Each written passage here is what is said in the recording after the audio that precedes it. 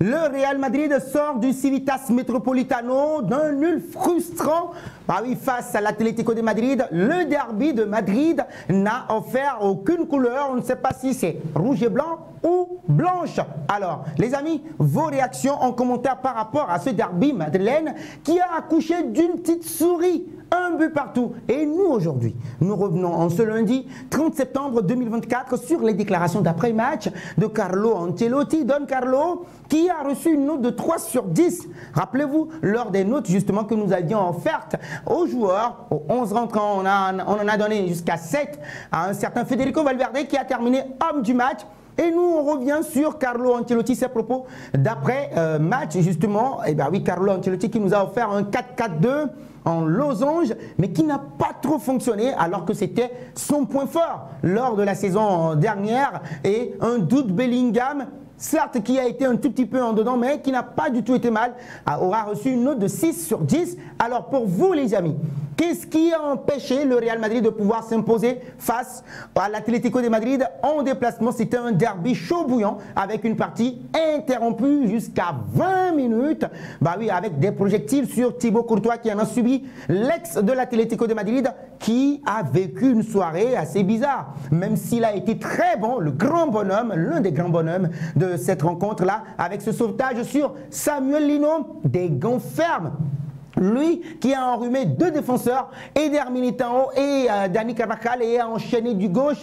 Bah oui, il a trouvé un Thibaut Courtois sur sa trajectoire. Magnifique Thibaut Courtois. Malheureusement, il pouvait absolument pas grand-chose quand même. Oui, même si il pouvait peut-être sortir le pied sur l'égalisation d'Angel Correa. Mais là, Carlo Ancelotti en conférence d'après-match est revenu justement sur la suspension de ce match en disant ceci: suspendre le match était la bonne décision de la part de l'arbitre, a déclaré l'entraîneur italien. Carlo Ancelotti s'est exprimé en salle de presse du Civitas Metropolitano au sujet de la 8e journée de la Liga entre l'Atlético de Madrid et le Real Madrid. Et il dit ceci: je pense toujours de manière positive, pas négative. Vu ce qui s'est passé ici l'année dernière, cela peut être un bon point pour l'avenir. Est-ce que vous partagez cet avis-là? Puisque le Real Madrid rate le coche, rate l'opportunité de pouvoir rester au contact du FC Barcelone qui avait perdu la veille 4-2 face à Osasuna. Le Real Madrid avait l'opportunité d'être à 1 point, à 1 unité des Azulgranas du FC Barcelone. Malheureusement,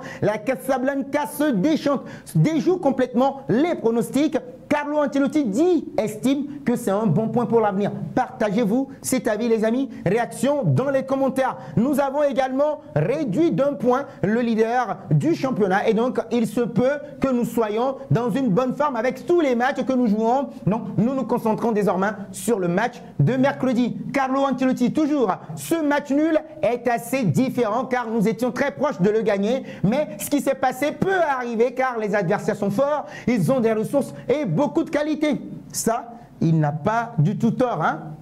Parce que l'Atlético de Madrid s'est présenté aussi forte que jamais. C'est dommage que cela soit arrivé justement dans les dernières minutes. Nous avons très bien fait quand nous avons pris l'avantage en contrôlant le jeu. Nous sommes passés de très près. Nous avons continué à nous battre et nous ne désespérons pas de cela. Un nul ici est une possibilité. Alors Carlo Ancelotti, on le rappelle, a terminé la rencontre à 6 défenseurs avec l'entrée de Fran Garcia, même si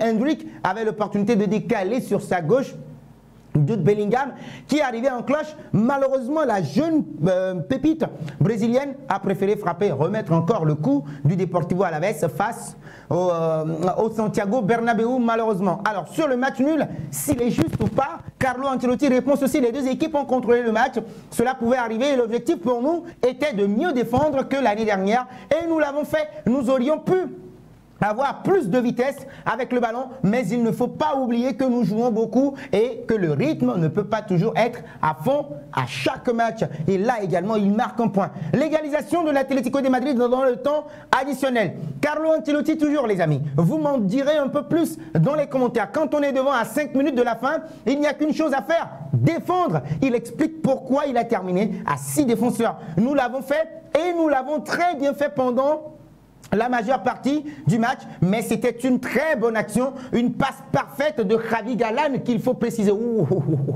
La qualité de cette passe de la part de Javi Galán qui était entré en cours du jeu pour le champion du monde argentin. Il s'agit d'Angel Correa et donc ils ont marqué un but magnifique. Entre-temps, dans un premier temps, refusé par l'arbitre et confirmé par la VAR. L'arrêt du match, c'était la bonne décision, on en a parlé tout à l'heure. Eh bien oui, Thibaut Courtois a reçu des projectiles et Carlo Ancelotti estime que je ne pense pas que pardon, ce soit une équipe déconnectée à cause de l'arrêt. Cela a affecté les deux équipes de la même manière. Ils ont jeté le briquet et le match a été arrêté 2 fois. L'arbitre nous a dit de nous reposer 10 minutes et après nous reprendrons. Carlo Ancelotti, justement par rapport à cette équipe de Diego Simeone, l'Atlético doit-il être puni?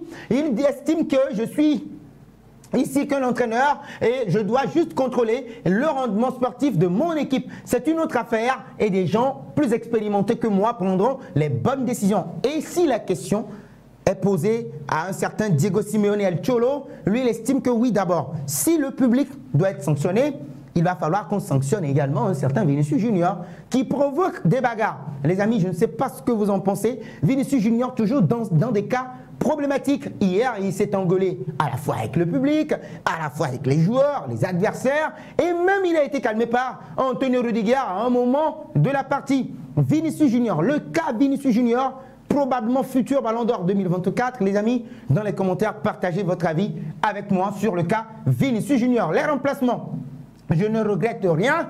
Ce sont des changements qui ont eu lieu uniquement parce que les joueurs étaient fatigués. Il a fait entrer Fran Garcia et puis Endrick qui aurait pu marquer dans ce match-là. Tchouaméni et Eduardo Camavinga. Camavinga va bien, mais il est blessé depuis 40 jours et il n'était pas dans les temps pour lui de jouer un match engagé et disputé. Oui, là aussi, il marque un point. Mais j'aurais bien aimé voir Eduardo Camavinga dans ce match-là parce que lui, même s'il est trop juste, lui, il a la capacité de franchir les lignes, de casser les lignes à la fois avec ses passes et de porter le ballon vers l'avant, ce que n'a pu faire un Luka Modric, trentenaire qui, voilà, même s'il est impliqué sur le but d'Eder Militão, c'est lui qui fait la passe à Vinicius Junior. Alors, par rapport à Tchouaméni, ses chances de jouer ce mercredi sont bonnes pour Eduardo Camavinga. Tchouaméni a bien joué, il a eu une bonne présence avec le ballon et défensivement, il a été bon. Les échanges de postes entre les défenseurs centraux, ils ont bien joué contre Alaves, mais en seconde période, je les ai changés parce que Militão, c'était un peu plus inconfortable à quelques reprises lors du jeu. Et c'est pourquoi nous sommes revenus à la configuration d'origine. 6 défenseurs, les amis, 6 défenseurs pour Carlo Ancelotti. Les blessures de Courtois et de Fran Garcia, on va en parler tout à l'heure. La blessure de Fran Garcia a été un coup dur, mais c'était un coup dur justement. Courtois a un problème musculaire et il sera examiné demain pour savoir justement ce qu'il en est pour Thibaut Courtois. L'action dans laquelle Endrick a été proche de marquer, justement les amis, ce n'était pas une occasion aussi claire que cela contre le VfB Stuttgart. Il aurait pu passer le ballon à Jude Bellingham, mais je ne considère pas que ce soit un drame. Carlo Ancelotti protège Endrick. Selon moi, et peut-être vous donnerez également votre avis, vous serez d'accord avec moi, Carlo Ancelotti protège Endrick. Il avait l'opportunité de servir Jude Bellingham à côté. Bellingham même était dépité, oui, découragé parce qu'il avait fait la course quand même en attendant. Il pouvait prendre l'information, essayer de voir ce qui se passe autour de lui, s'il avait la possibilité, puisqu'il n'était pas attaqué. Robin Lenormand était à reculons et il avait l'opportunité de décaler juste à gauche. Mais il a encore décidé de frapper cette fois-ci. Ce n'est pas cadré. Antonio Rudiger l'avait prévenu. Heureusement qu'il avait marqué contre le Deportivo Alaves quand il avait Kylian Mbappé à côté, quand il avait Vinicius Junior qui pouvait passer la passe. Malheureusement, il a préféré frapper et fort heureusement pour lui, c'est rentré. Mais Antonio Rudiger l'avait prévenu, heureusement que ce ballon est rentré, sinon il aurait pu avoir des problèmes. Il a encore tenté le même coup hier, mais Carlo Ancelotti est un grand protecteur. C'est bien aussi pour un coach qui veut protéger ses joueurs. Alors, le rapport médical de Thibaut Courtois est tombé aujourd'hui même, après les examens réalisés aujourd'hui sur notre joueur Thibaut Courtois. eh bien oui, par les services médicaux du Real Madrid. Une lésion de l'adducteur de la jambe gauche a été diagnostiquée. Son évolution sera surveillée. Eh bien oui, peut-être l'opportunité de voir encore une fois André Lunin, le sapeur-pompier qui sauve régulièrement le Real Madrid. Alors, ce qui va nous amener justement sur le prochain match de la Casablanca. Alors, ce sera Mauricio Mariani, l'arbitre de Lille Real Madrid en Ligue des Champions, pour la deuxième fois. C'est la deuxième fois qu'il va arbitrer ce match-là. Ce sera mercredi à 19 h au stade Pierre-Mauroy pour cette deuxième journée de la Ligue des Champions. Le Real Madrid avait déjà emporté face au VfB Stuttgart 3-0 et le Real Madrid va se présenter face à Lille la deuxième fois pour l'arbitre Mauricio Mariani. Et bien oui, la première fois c'était face au RB Leipzig, rappelez-vous la saison dernière où le Real Madrid l'avait emporté sur le score de 2 buts à 0. Voilà, 2 buts à 0. La saison 2022-2023 et non la saison dernière. 2022-2023 où le Real Madrid l'avait emporté sur le score de 2 buts à 0. Alors, on va parler maintenant du centre de formation. Ça fait quoi? 19 ans depuis, on termine avec ça, hein, une information pêle-mêle rapidement, depuis l'inauguration de la Ciudad Real Madrid. La Ciudad Real Madrid qui a été inaugurée il y a 19 ans est un motif de fierté pour tous les Madridistas. Le 30 septembre 2005, sous la présidence de Florentino Pérez, elle a été inaugurée officiellement et n'a cessé d'évoluer pour conserver son statut de meilleur centre d'entraînement du monde. L'équipe de Carlo Ancelotti travaille quotidiennement. Bah oui, c'est magnifique. On a quoi? 1, 2, 3, 4, 5, 6 terrains à côté avec des salles qui sont là pour les joueurs et le staff technique, la cuisine et toute l'équipe. Magnifique. On a également des terrains annexes tout autour, sans oublier le Santiago Bernabéu qui n'est pas trop loin du stade. Et donc c'est un centre d'entraînement où l'équipe de basketball également est pleinement intégrée à la Ciudad Real Madrid depuis 2016 grâce au pavillon, et donc c'est là qu'elle s'entraîne et que l'équipe de basketball junior joue et s'entraîne également. L'équipe féminine s'entraîne également et joue ses matchs à domicile à la Ciudad Real Madrid. Les installations dont la construction a commencé le 12 mai 2004 avec la pose de la première pierre peuvent également accueillir d'autres événements tels que les assemblées des représentants. La Ciudad Real Madrid abrite les équipes de football junior masculine et féminine. Les entraînements et les matchs de nos équipes juniors se déroulent ici, français.